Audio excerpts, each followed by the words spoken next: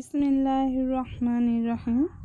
আলহামদুলিল্লাহ, আল্লাহ তাআলার উপর শুকরিয়া আদায় করি। আজকে আমি বানাবো একটি সবজি। আজকে আমি বানাবো শালগম। তো কিভাবে বানাচ্ছি চলুন তাহলে দেখে নিন। হ্যালো এভরিওয়ান, আসসালামু আলাইকুম গাইস, কেমন আছেন আপনারা? আলহামদুলিল্লাহ, আমরা ভালো আছি।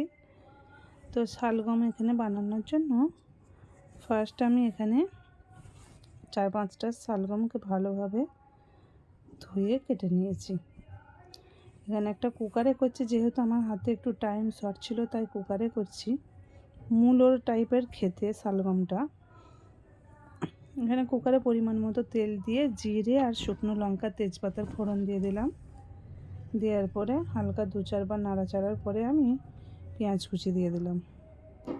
পেঁয়াজ কুচিটা ভালোভাবে আমি ফ্রাই করে নেব। দেখুন মোটামুটি হয়ে গেছে, মিডিয়াম ফ্রাই হয়ে গেছে। এরপর আমি অল্প পরিমাণে আদা রসুন পেস্ট দিয়ে দিলাম, বেশি না, একদম অল্প পরিমাণে। এটাকেও 2-4 বার নাড়াচাড়া করার পরে আমি ভালোভাবে একটু ফ্রাই করে নেব।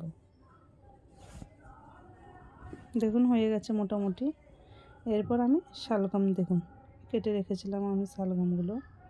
সেম মূলোর মতনই খেতে, অনেকটা মিষ্টি, কাঁচাও খায় অনেকে, স্যালাড বানিয়ে খায়। তো এটা ভাত বা রুটির সঙ্গে ভালো লাগে, তো রুটির সঙ্গে বেশি ভালো লাগে, ওই জন্য আমি সকালে বানিয়েছিলাম রুটির সঙ্গে খাওয়ার জন্য। এরপর এটাকে আমি ভালোভাবে 2-4 বার নাড়াচাড়া করে একটু পানিটা যখন একটা পানি মতো বেরোয় শালগমে, একটু পানিটা যখন মরে যাবে, এরপরে আমি মশলা দিয়ে দিলাম, হলুদ লঙ্কা গুঁড়ো আর ধনে জিরে গুঁড়ো।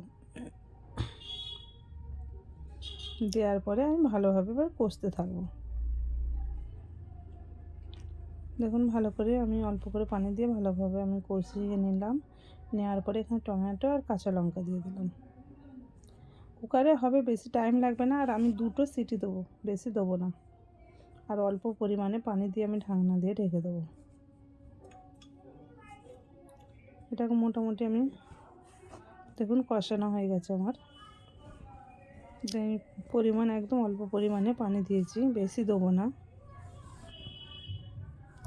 জাস্ট সেদ্ধ হওয়ার জন্য। আর একটু খুব শুকনোটা হবে না, একটু হালকা রসা রসা হবে।